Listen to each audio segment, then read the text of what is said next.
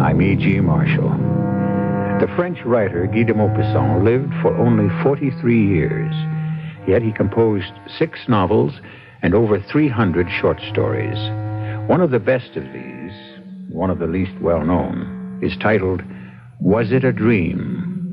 It is only a little more than 2,000 words in length and is a testament to the clarity and economy of de Maupassant's style.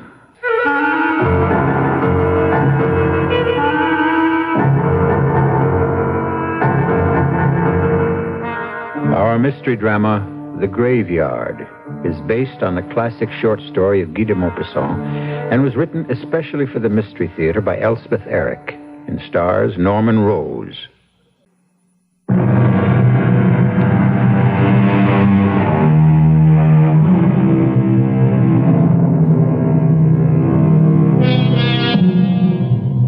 Guy de Maupassant lived from 1850 to 1893. And the last of these years was spent struggling with and then succumbing to madness.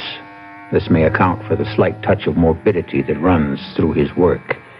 Yet the story we dramatize for you now deals with one of the most universal of human experiences, the indescribable, almost mystical experience of falling in love. Our drama begins inside one of the great churches of Paris. I was the last in the long line of penitents. I had positioned myself thus, purposefully, for I had a long tale to tell the Father before I could seek absolution. A long confession of love and loss and death, of unquenchable passion, of mad obsession, of grief unimaginable. At long last, the way was clear, and I found myself in the confessional box.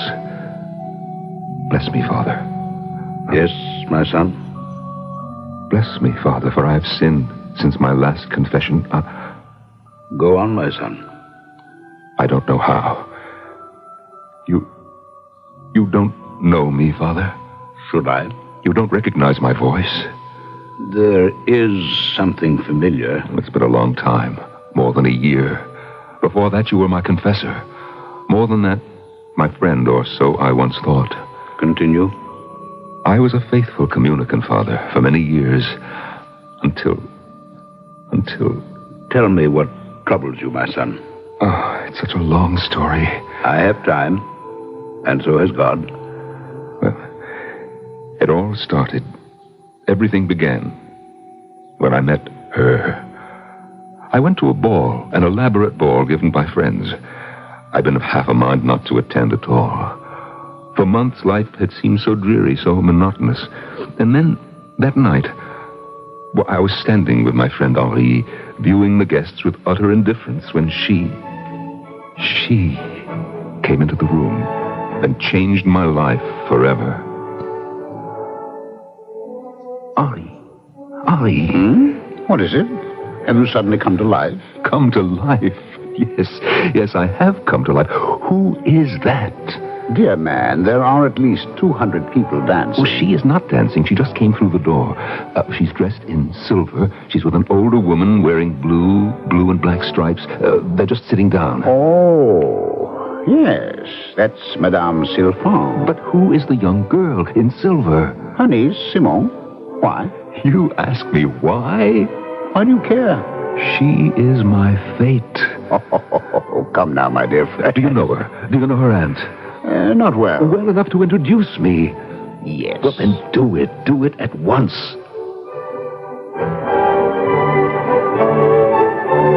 Introductions were made.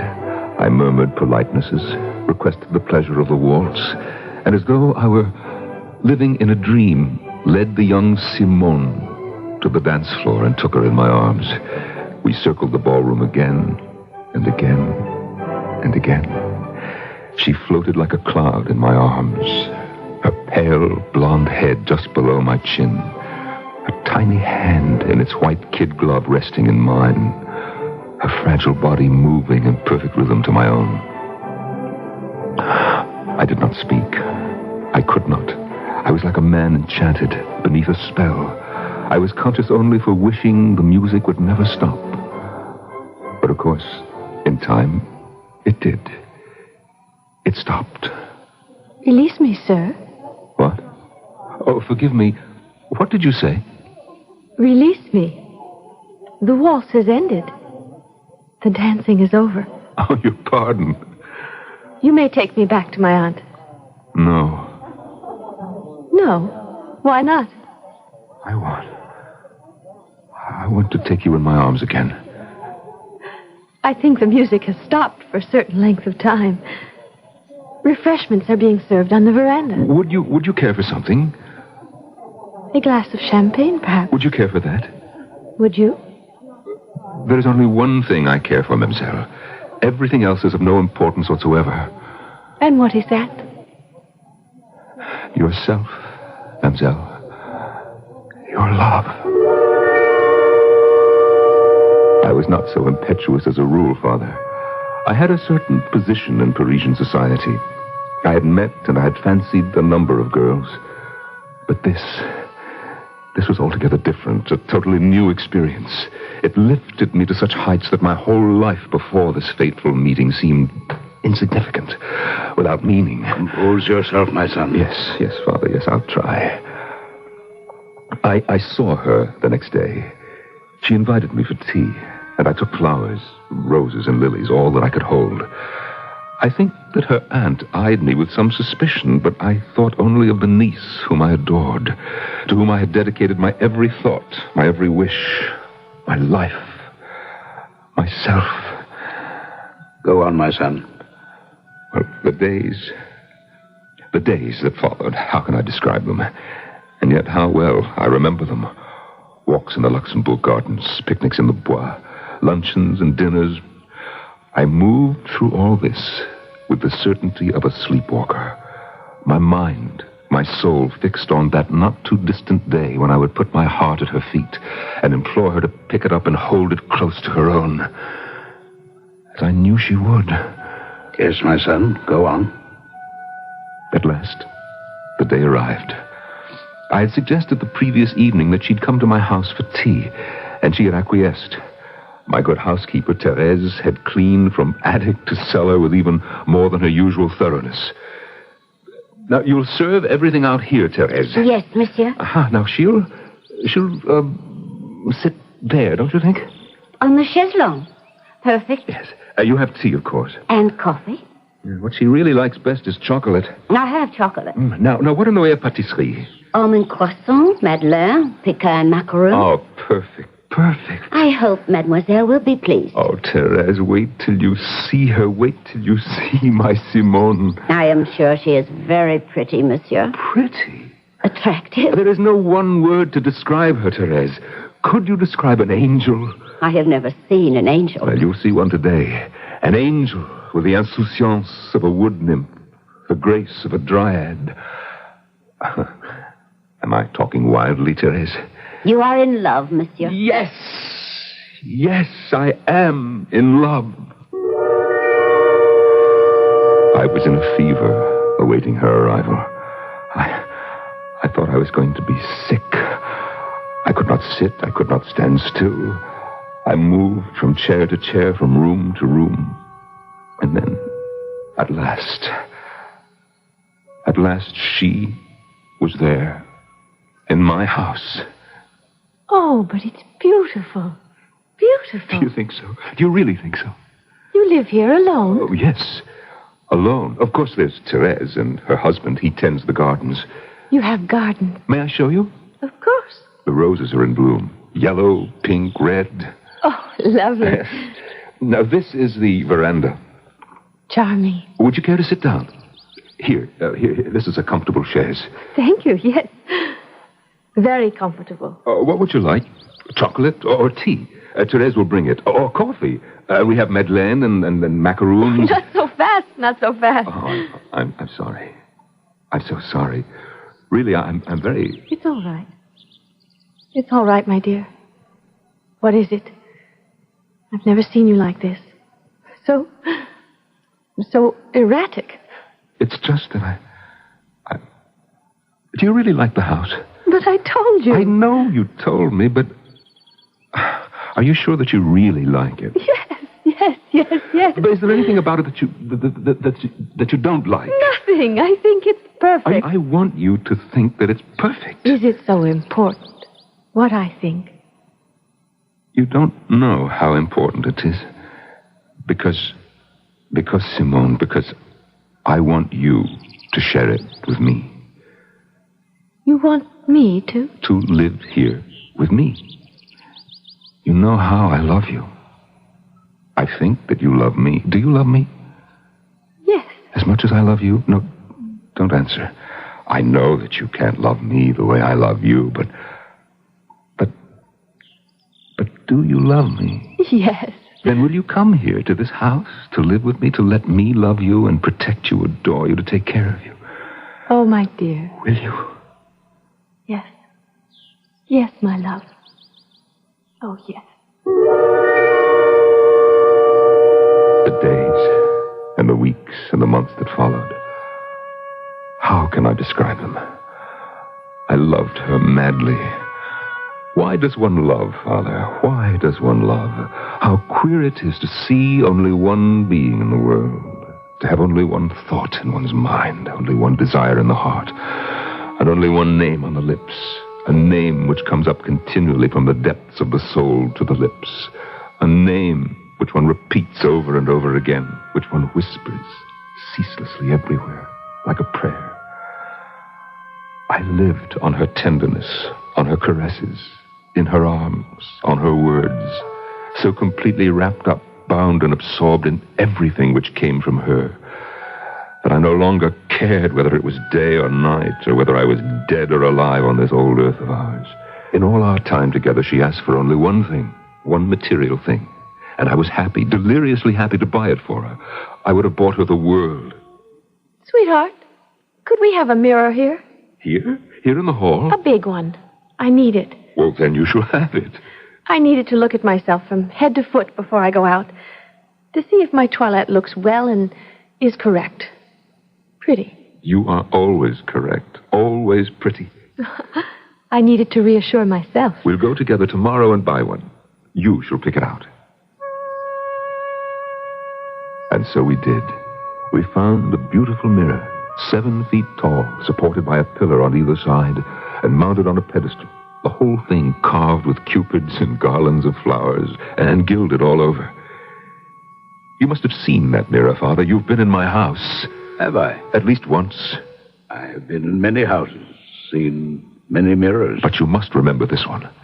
I can't be sure. You must remember me. You've heard my voice. You've heard it before. I don't know. Loud, raucous, raised in anger. It's hard to tell. Hurling awful words at you, Father, calling you names, blaspheming. You couldn't forget. I have not forgotten. Dear, merciful Lord, I have not forgotten. How could you forget?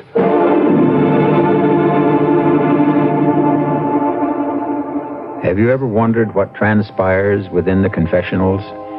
I have. There must be times when sorrow and guilt, all intermingled, pour out from the confessor on the neutral ears of the priest.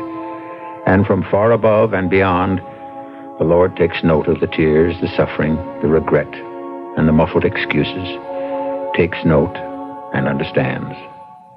I shall be back with Act 2 in just a few moments.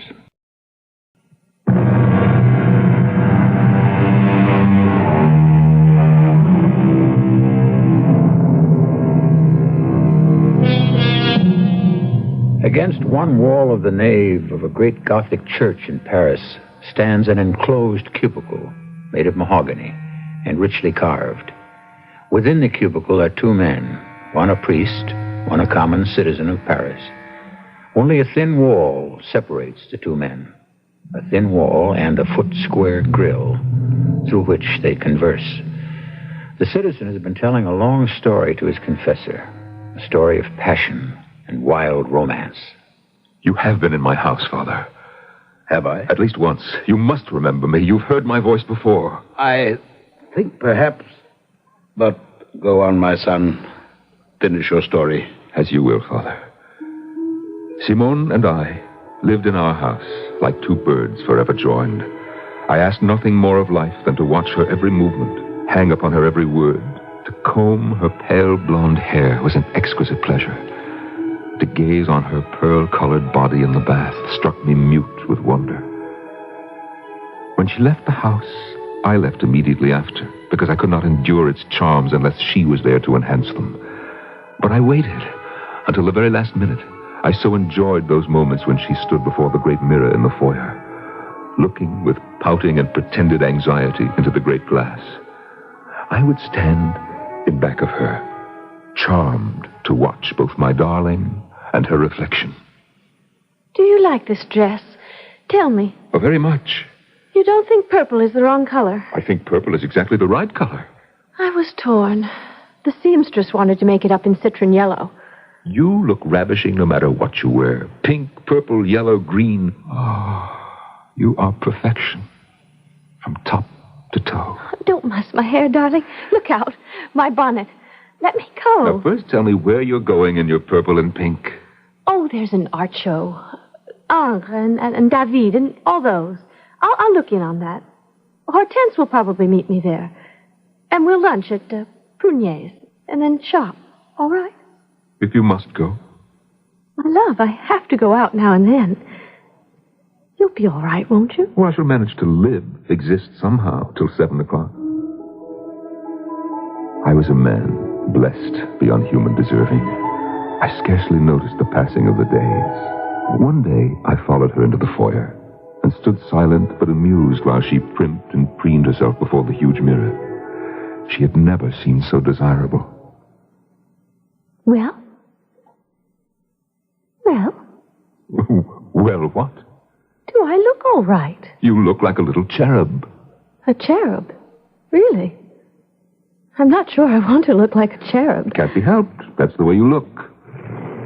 Well, I suppose it's all right. My darling, I think I heard thunder. Oh, no. You couldn't have. I don't want you to go out in the rain. But it's not raining. See? Look out the window. The sun is shining. But a storm might be coming up. You could get caught in it. Sweetheart, I have a fitting. 2 fittings. I need the dresses. I need the shoes. I can't postpone either one. You hear? You hear? That's thunder. I can't help it. I have to go. I promised Hortense faithfully I'd meet her. Kiss me, darling. I have to be on my way. I wish you wouldn't go out. I'll be all right, so don't worry. You'll get wrinkles. Goodbye, my love.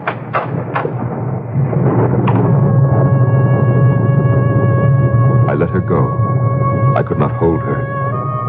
I beat off the feeling of dread that engulfed me all afternoon. I paced the rooms of the house, listening to the thunder grow louder, watching the black clouds grow heavier. Then the storm burst.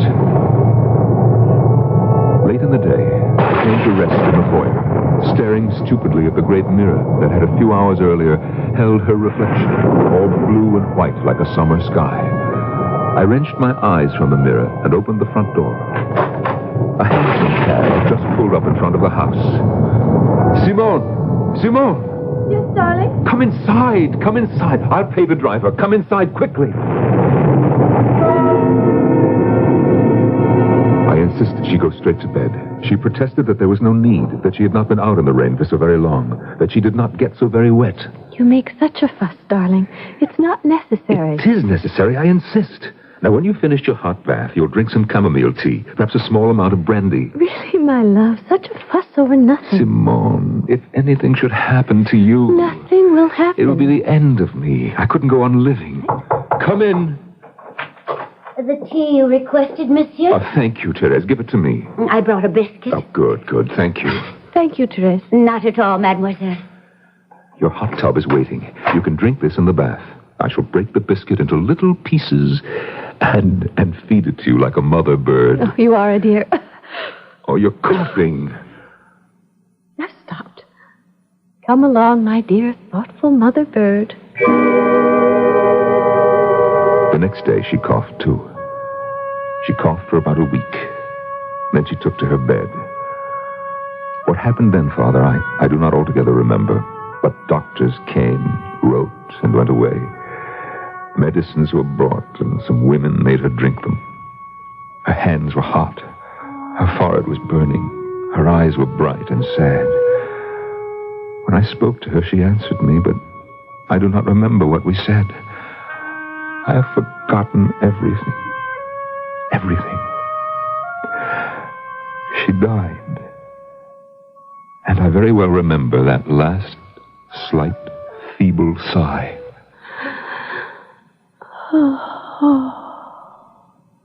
It is over, monsieur. What happened then? I hardly know. But I do know that a priest came to my house. A priest who meant well, but... I am here to offer you what comfort I can, monsieur. There is no comfort. She was everything to me. I lived by the light of her eyes. I rose in the morning, slept at night with no thought but of her. She was my life, my heart. She was your mistress? Did you hear me, monsieur? Why do you stare at me? My mistress? You dare to call her my mistress? I only wanted to You know... insult her. You want to degrade her in my eyes. My son... You dare to call her my mistress. She was my soul. I did not mean to... You! What could you possibly know of a love like mine? Please, I only... You make me sick. You know nothing. You know nothing of life. So what can you possibly know of death? Please, listen to me. You feel nothing. Nothing. In your black robes, you descend like a vulture on this house, which was her home. The house she sanctified with her presence. Made holy. Yes, made holy because she condescended to live within its walls. My son. You dare to put a name to my darling, my best beloved, my only love. I wanted only to... You dare to soil her name. You cheat. You sanctimonious cheat. Leave my house. I cannot endure your presence. Leave me to my memories and my grief. Go and leave me alone. If you should need me... I shall not need you. If you need God... I shall not need God. He has taken from me all that I ever needed or wanted, so why should I need or want him? Oh, my son. If you have any pity, go away and leave me alone.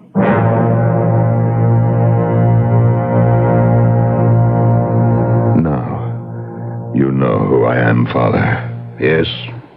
I treated you so badly. I'm heartily sorry, Father.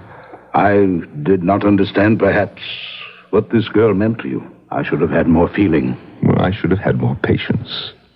But what I did to you that day, Father, that was not my only sin. It was only the beginning of many, many sins. Do you want to tell me? If you will listen to my miserable story. Of course I will listen. They consulted me about the funeral, but I do not remember anything that they said, although I recollect the coffin and the sound of the hammer when they nailed her down in it. Oh, God, I can't. Try to compose yourself, my son. Try to tell me the rest of this sad story, if you can. She was buried. Buried. She, in that hole. Some people came, female friends. I made my escape and ran away. I ran and then walked through the streets. I went home, and the next morning I left Paris and started on a journey. Is that all? All? Is that all? No, that is not all. No. What further sins followed in the wake of my departure, you would scarcely believe. But can you believe that wherever I went, her face followed me? There were times, lying on some strange bed in some strange city, I would smell her perfume. It would creep into the air like some celestial vapor, and I would be absorbed into it until I myself vanished and the scent took over. Do you understand? The mystics have smelled the perfume of roses when there were no roses. Go on. Sometimes it was her voice falling upon my ear, shutting out the street sounds, silencing the noise of cities or the singing of the birds in the country or the conversation of others. I heard only her sweet voice, her voice, her voice, her voice. No other voice but hers, no other face but hers, no other scent but hers, no one anywhere but her. Do you understand, Father? I understand that you suffered, yes, a great deal. Yes, I suffered. But it is what I did to ease my suffering.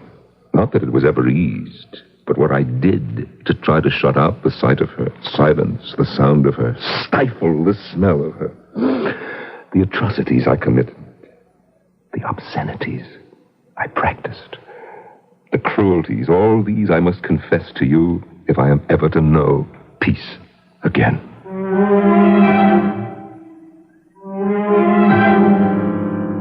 To what lengths will men not go to ease the agony of a tortured mind? What twisting and turning will he not subject his body to, or his mind, or both? There are drugs, he may try them. There is debauchery, he may resort to that. He may even become a criminal and drive himself to prison. Whatever he does, whatever path he follows, he is seeking one thing only: rest for his troubled mind, peace for his suffering soul. I shall continue with Act 3 in just a few moments.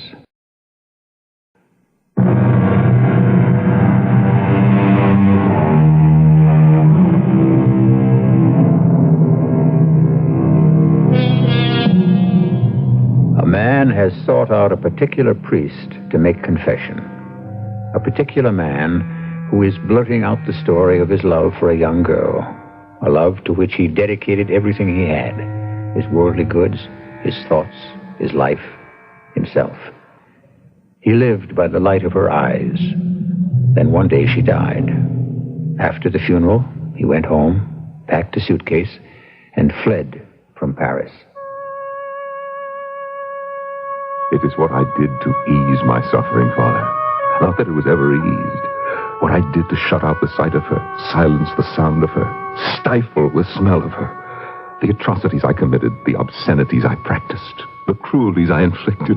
Oh, my sweet Savior. You want to tell me now? I must. It can't wait.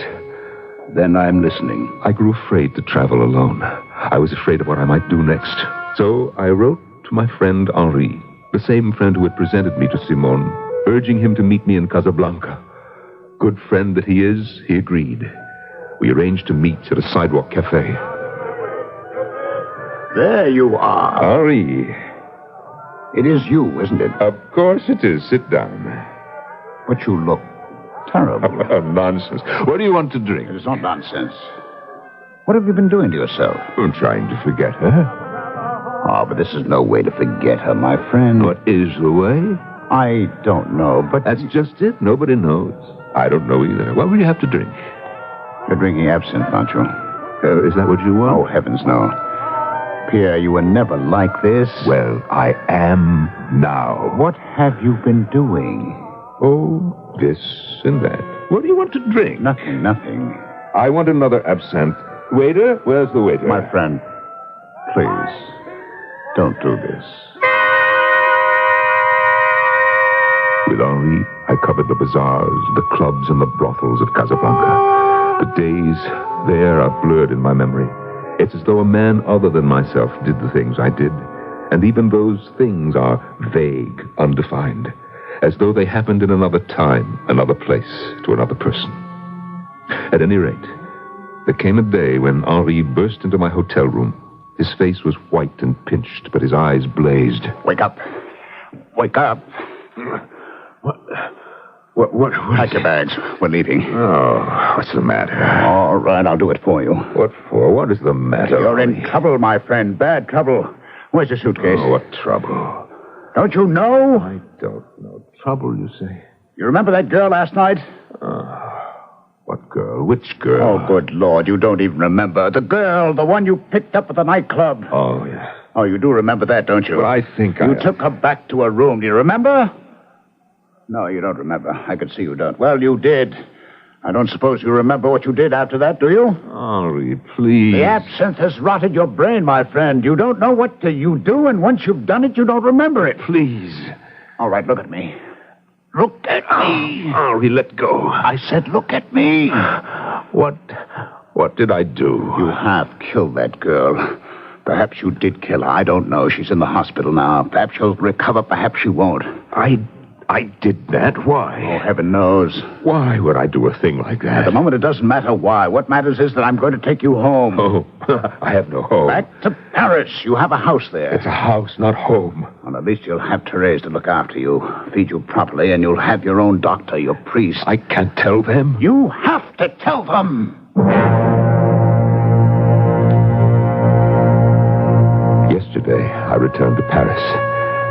And when I saw my room again, our room, our bed, our furniture, everything that remains of the life of a human being after death, I was seized by such a violent attack of fresh grief. I could not remain any longer among these things, between these walls which had enclosed and sheltered her, which retained 1,000 atoms of her skin, and of her breath in their imperceptible crevices. I took up my hat to make my escape, and just as I reached the door, I passed the large glass in the foyer, which she had put there so that she might look at herself every day from head to foot. I stopped short in front of that looking glass in which she had been so often reflected, so often that it must have retained her reflection. I was standing there, trembling, with my eyes fixed on the glass, on that flat, profound, empty glass which had contained her entirely and had possessed her as much as I. I felt as if I loved that glass. I touched it. It was cold. I stretched my arms around it, trying to hold it close to me, to warm it with my body, to make it live again. It was tall. It was heavy. I strained to hold it close, closer. And then... Monsieur, what was that? Oh, no. Oh, the mirror. Oh, what happened? Oh, monsieur, are you all right? Here, let me help you. You're bleeding. No. I'm all right. Oh, let me help you. You're trying to move the mirror?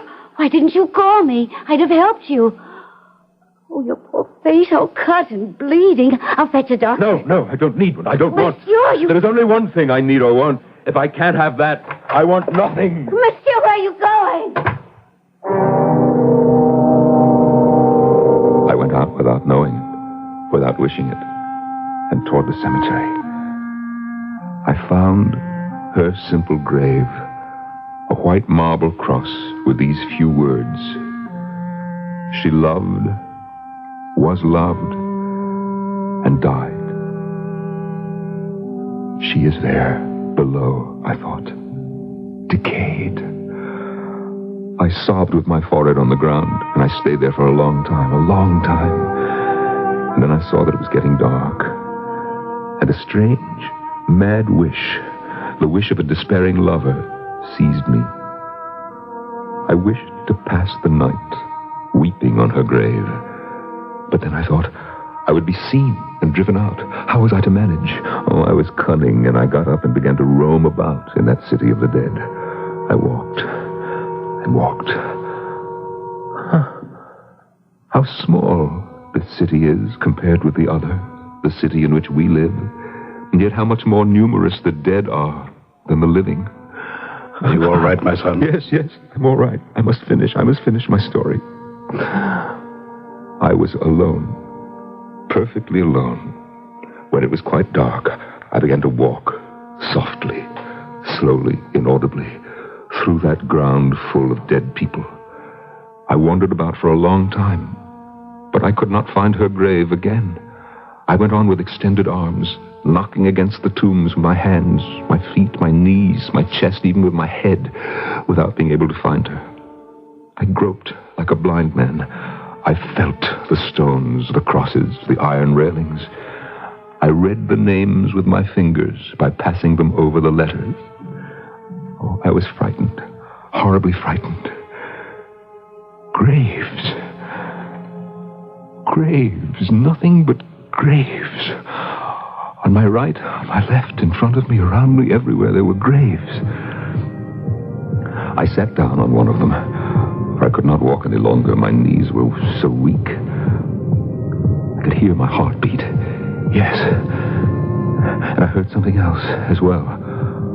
What? A confused, nameless noise. Was the noise in my head, in the impenetrable night, or beneath the mysterious earth, the earth sown with human corpses?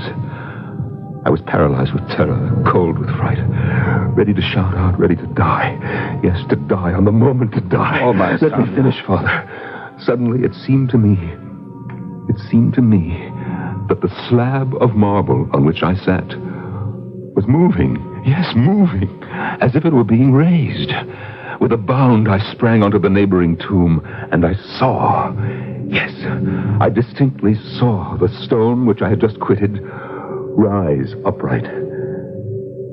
And then the dead person appeared. A naked skeleton pushing the stone back. I saw it quite clearly, though the night was so dark. On the headstone, I had read, "Here lies Jacques Oliphant, who died at the age of 51. He loved his family, was kind and honorable, and died in the grace of the Lord." The dead man, or his ghost, picked up a stone off the path, a little pointed stone, and he began to scrape the letters carefully. He slowly effaced them, and with the hollows of his eyes, he looked at the place where they had been engraved. And then with the tip of the bone that had been his forefinger, he wrote in luminous letters. I strained to see the new words he was inscribing. "Here lies Jacques Oliphant, who died at the age of 51.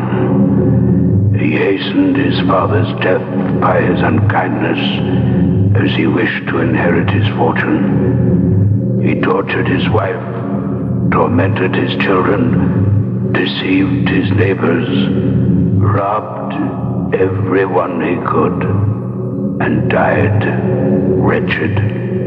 The dead man stood motionless, looking at his work. On turning around, I saw that all the graves were open, that all the dead bodies had emerged from them, and that all had effaced the lines inscribed on the gravestones by their relations, substituting the truth instead. The grave to my right, whose headstone had read, "Marie Moussier, devoted wife and mother, faithful friend, charitable neighbor, dead at the age of 84.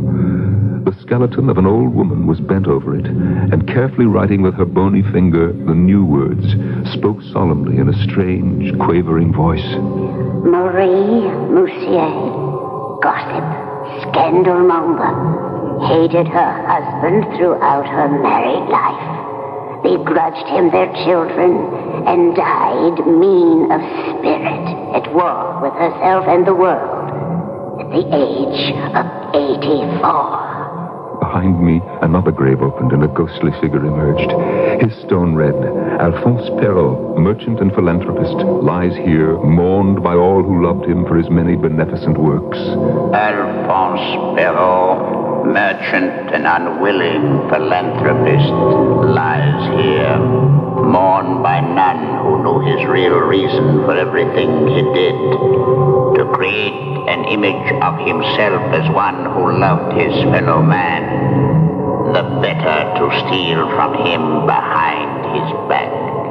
I saw that all had been the tormentors of their neighbors, malicious, dishonest hypocrites, liars, rogues, that they had stolen, deceived, performed every disgraceful, every abominable action. These good fathers, these faithful wives, these devoted sons, these chaste daughters, these honest tradesmen, these men and women who were called irreproachable, they were all writing on the threshold of their eternal abode the truth, the terrible and the holy truth of which everybody was ignorant or pretended to be ignorant while they were alive. My son. I'm almost finished, Father.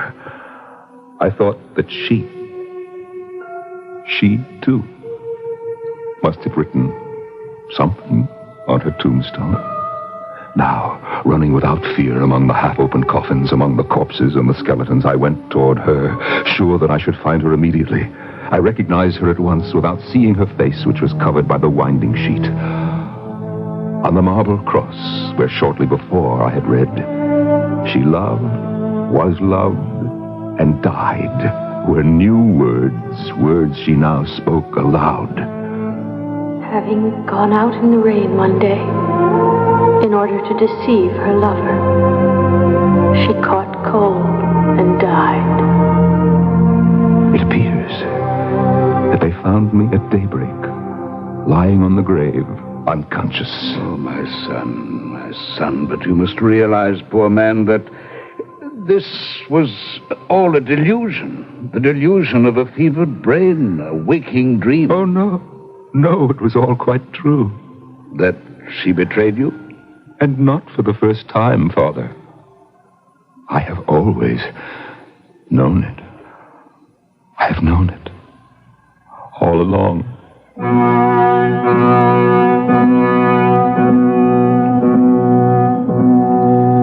There are truths which are impossible to face. There are realities which can destroy us if we try to come to grips with them before we are ready. Once grasped, they become simpler, more treatable, even after a while commonplace. How long it takes to accept the unacceptable, that depends on the sufferer and the intensity of the suffering he bears. I shall return shortly.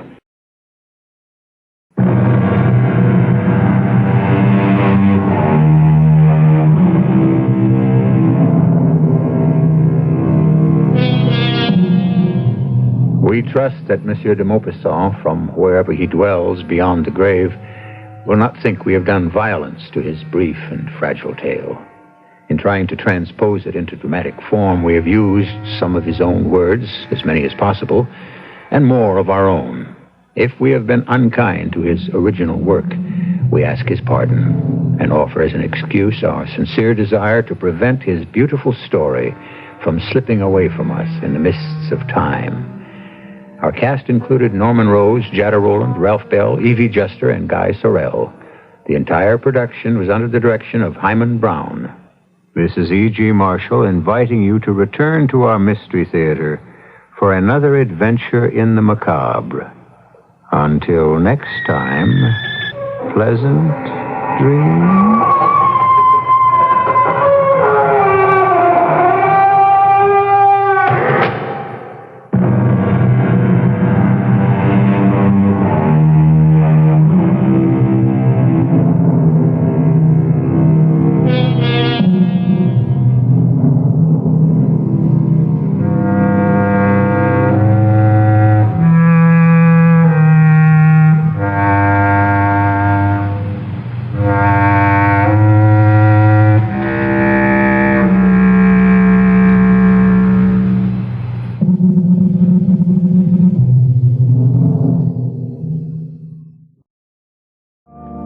This is KIXI, Seattle. It's 11 o'clock.